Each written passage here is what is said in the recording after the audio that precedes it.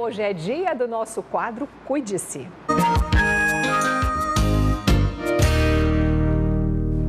E convidamos aqui a alergista e imunologista Natália Moria Xavier, que gentilmente atendeu aqui o nosso convite para nos ajudar no nosso quadro Cuide-se. Muito boa tarde, obrigada pela presença. Boa tarde, tudo bem? Tudo bem, graças a Deus. Mas tem gente que não está bem não, viu, doutora Natália? E, infelizmente, esse tempo seco judiando muito a umidade relativa do ar lá embaixo. E nós temos aqui participações dos nossos telespectadores. Tem uma garotinha que tem que ficar com a bombinha sempre ali. Vamos conferir. A Alice, ela nasceu com bronquite. Então, sempre em tempo seco, a gente tem que sempre fazer uso dessa bombinha, para poder amenizar um pouco, porque às vezes o peito fica bem sobrecarregado, tem muita coriza, tem muita tosse. Então, doutora, eu queria saber qual a maneira mais eficaz de amenizar os sintomas da bronquite. Lembrando que essa bombinha não é assim, vai lá na farmácia e começa a inalar não, né, doutora Natália? Tem que ir buscar uma especialista. Na verdade, coincidentemente, essa semana nós estamos comemorando a Semana Mundial de Alergia, onde nós vamos divulgar, né, assim, aumentar o conhecimento da população sobre as doenças alérgicas, entre as quais se inclui a bronquite ou asma, né? É importante lembrar que essas bombinhas, né, na verdade, elas têm umas funções diferentes entre si, então, muitas vezes a gente tem algumas medicações que são importantes somente para o alívio imediato dos sintomas, como algumas medicações que já são propostas para um tratamento. Então, por exemplo, essa criancinha, se está precisando com muita frequência, pode ser que talvez precise procurar um especialista para que ela seja diagnosticada realmente com a doença que ela tem, se é realmente uma asma ou uma bronquite, e aí fazer um tratamento que a gente chama de profilático ou de manutenção para evitar as crises, né? Então, isso traz um conforto maior para essa criança. Então, a nossa sugestão seria realmente uma avaliação de um especialista, porque pode ser que ela consiga. E lembrando que hoje, por conta do Programa Nacional de Asma, a gente tem essas medicações todas gratuitamente na farmácia popular. Então, o paciente ele consegue a custo zero essas medicações, da mesma forma como hoje existe para diabetes e hipertensão, de forma que não há motivo para a pessoa não procurar um tratamento e não começar uma profilaxia. Isso é bom, uma informação que vai ajudar muito os telespectadores. E antes de chamar a próxima pergunta do telespectador, só linkando um pouco, doutora, no que a senhora estava falando, até quando o ambiente onde a pessoa mora influencia para que ela tenha alergia, o que ela deve fazer nesse ambiente para não ter lá ácaro, fungo, enfim? Essa é uma pergunta difícil, né? Porque, na verdade, as alergias, elas são geneticamente determinadas.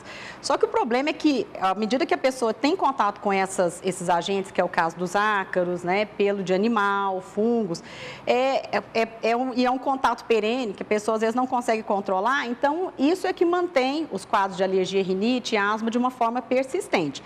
Então, o ideal, na verdade, é primeiro fazer o diagnóstico, ou seja, determinar realmente quais são os alérgenos que causam esses sintomas. No nosso meio, o mais frequente mesmo são os ácaros, né, e poeira domiciliar de uma forma geral, mas também temos pacientes que são alérgicos a pelo de gato, pelo de cachorro. E dessa forma, como o paciente, assim, aí a gente orienta como o paciente tem que fazer para poder evitar. É lógico que não tem um ambiente que seja totalmente isento de poeira, mas assim, algumas medidas são muito importantes e eficazes para poder resolver esse problema. Então, por exemplo, a gente pede para não usar vassoura, o ideal é sempre lavar, né, todos os cômodos da casa, onde isso não é possível, utilizar um aspirador ou um pano molhado e evitar aquelas fontes maiores de poeira, né, tapetes, cortina, né? Até porque hoje a maioria das pessoas não tem tempo de limpar isso com uma certa frequência, então o ideal é deixar um ambiente mais limpo possível, mais clean, né, sem esses fatores acumuladores de poeira, o que muitas vezes os pacientes conseguem de uma forma até simples, né, por exemplo, o uso de estofados impermeáveis ao invés de tecido. Então são essas medidas, arejar bem os ambientes, então assim, escolher para aquele paciente que é alérgico o quarto mais arejado da casa, são essas medidas que a gente pede, né, que o paciente tome na medida do possível. Tem mais participação na tela. Mas e aí? Afinal de contas, qual é a diferença da sinusite para rinite? Porque eu acho que eu tenho os dois. Essa é uma das perguntas mais frequentes no consultório.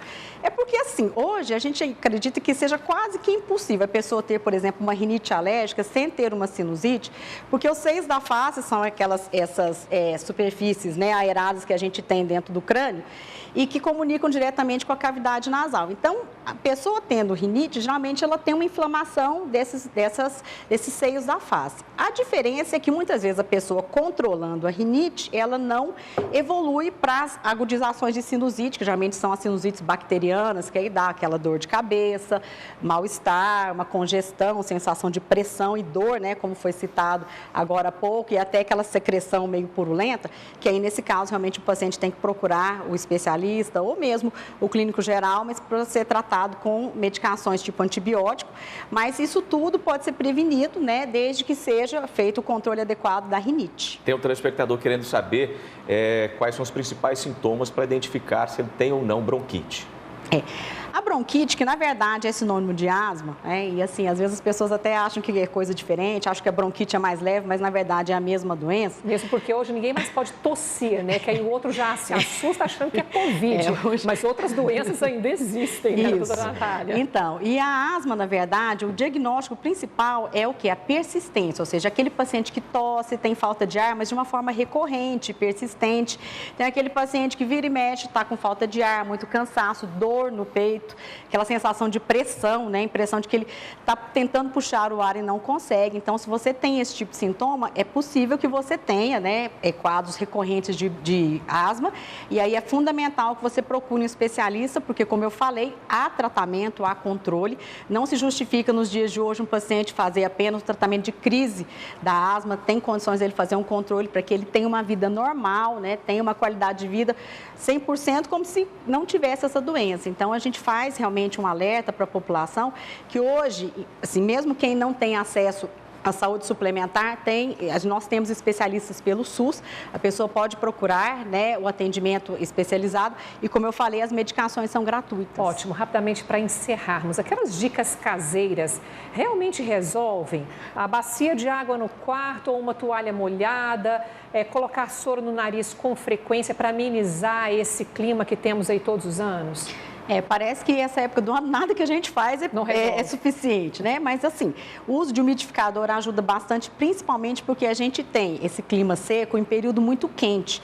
Então, as pessoas acabam dormindo com o ar-condicionado ligado ou um ventilador, que às vezes é pior porque veicula mais poeira. E aí, o ideal, então, no caso, é ligar o umidificador, pode deixar ligado a noite inteira, porque nesse ambiente seco não tem risco de proliferação de fungo.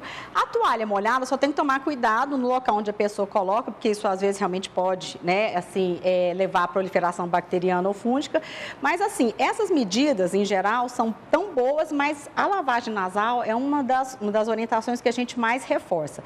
Lembrando que tem que tomar cuidado com a lavagem nasal quando a mãe, por exemplo, vai fazer numa criança muito pequena com a seringa, porque às vezes o excesso de soro pode gerar otite, levar aquele excesso de solução salina para o ouvido, mas desde que seja feito da forma adequada, a lavagem nasal ela é fundamental para evitar essas recorrências de rinite, mesmo para o paciente que não é alérgico nessa época do ano. Ficam, então, as dicas no nosso quadro Cuide-se, da doutora Natália Moria Xavier, alergista e imunologista. Muito obrigada pela participação, uma boa tarde. Boa tarde, obrigada.